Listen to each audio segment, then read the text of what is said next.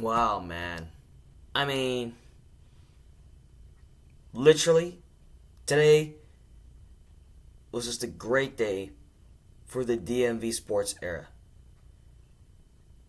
We had our football games played today at 1 o'clock and 4:25 East Time.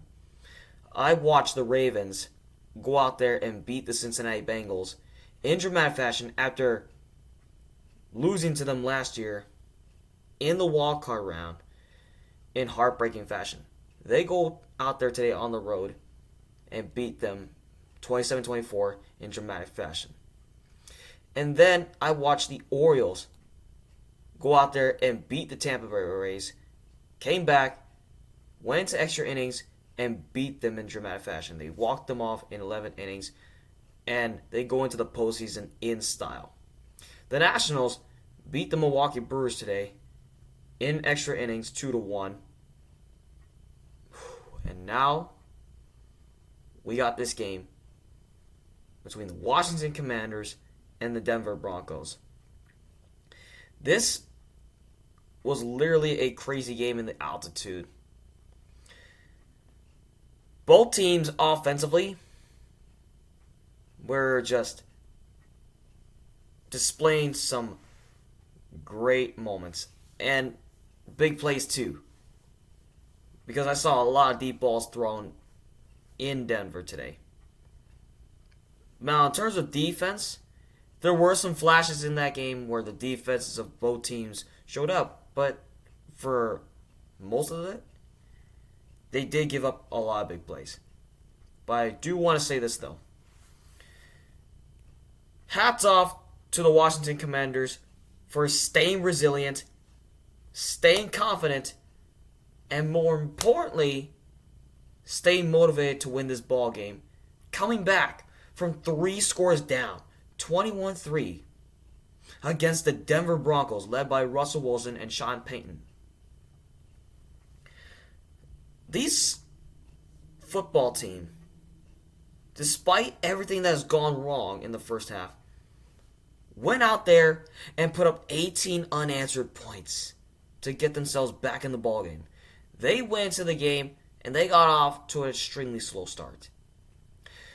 Trailed 21-3.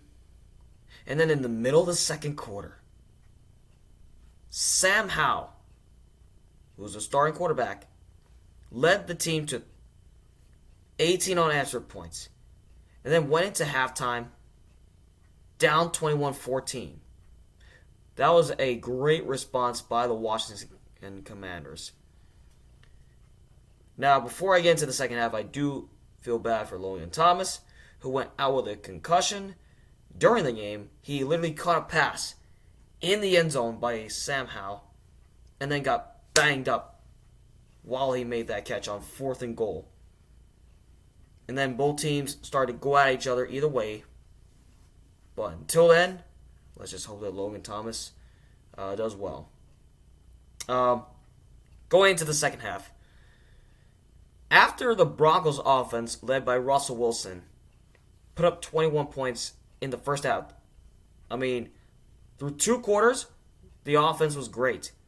But in the last half of the game, they were legitimately struggling to put up points on the board.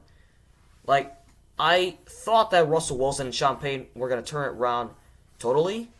But at the same time, the offense was stalling on key drives where he needed to extend the lead. But instead, they just go 3 and out for like 2 straight times or so, and they kept turning the ball over. Just like that, the Commanders jump out there, tie the ball game. They force the Broncos to go down the field, but then kick a field goal to make it 24-21 in the third quarter. And then towards the end of the third quarter, the Commanders go out there and Sam Howell throws an absolute deep ball to Terry McLaurin to give them the lead back. Or actually, that was their first lead of the game. They go 28-24. The first time that Washington has the lead, and the first time that Denver has been trailing the entire game. Now we go into the fourth quarter where dramatic things happen.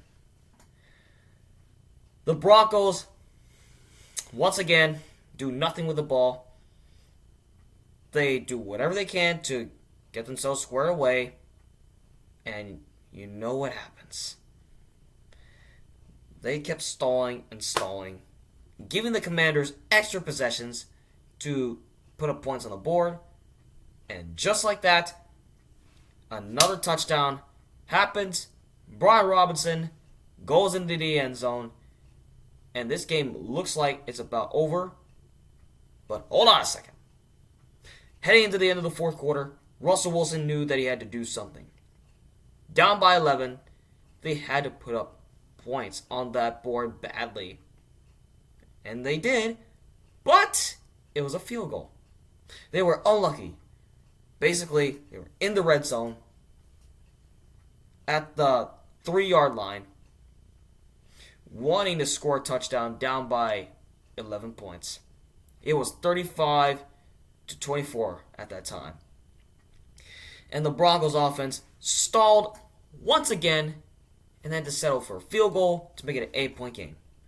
What did the Commanders do after that when they got the onside kick? They failed to convert a first down. So they had to punt it away with under a minute to go. They give it back to Russell Wilson with 55 seconds left or so. And then a couple incompletions here and there. Clock's winding down. And then Denver has no timeouts whatsoever.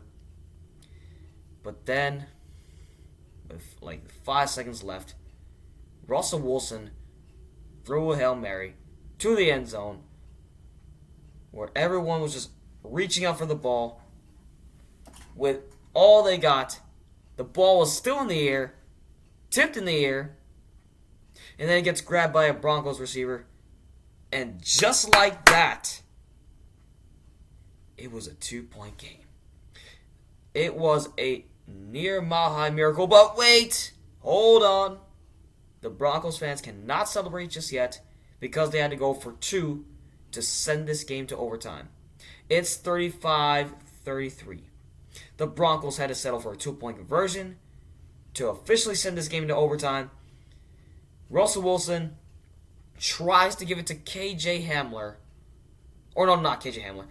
Cortland Sutton to go for the win or go for the tie to send it to overtime. Incomplete. No flag. Despite the premature contact that was happening around Sutton, the pass is incomplete. No flags were thrown. And the Commanders escape Denver with a 2-point margin victory. I'm legitimately so proud of this football team for staying disciplined and vigilant and resilient to win this football game. It was a tough game. You started off slow, but you're able to put up points on the board whenever you need to. You put up an absolute fight against Russell Wilson, which is a great quarterback still. Despite the record, it may not show, but he is still a great quarterback no matter what. Yes, there were moments where Sam Howell had to deal with a lot of pressure today because of the offensive line struggling to block for him. But there were times where they improved, gave him enough time to make decisions quickly to give the ball to Juwan Dotson, Terry McLaurin, Logan Thomas, and of course handing the ball off to your mobile running backs, Brian Robinson and Antonio Gibson, to pick up yards. And that's why you won the game. And defensively, Chase Young came back healthy today, not playing week 1 because of a stinger injury. And then coming to today, he got to Russell Wilson. Made some plays that are crucial for this defense. Because the front seven still looking a little bit inconsistent. And yes, they need to stop giving up big plays down the secondary, especially the Hail Mary that Russell Wilson put up at the end. But it is what it is. Commanders got the win. So proud of them for staying resilient enough to win this football game. And then it's on to week 3 where they will take on the Bills at FedEx Field. It seems like a tough game, but who knows. And yeah, that's pretty much all I got to say. But Ron Rivera, you guys definitely deserve to go 2-0 for the first time since 2011. And that's definitely a great start to your season. Nobody expected that to happen, but hey, what a start to the season it's been. And we definitely gonna enjoy this moment.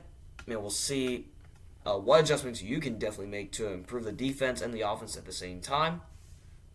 But as of now, the team as a whole has stayed resilient. Yes, they're not a perfect football team, but they stay resilient the entire time. That's all I can say about the Washington Commanders. They are a resilient football team, and they will do big things as the season progresses. With that being said, that is all I gotta say. Let's get it.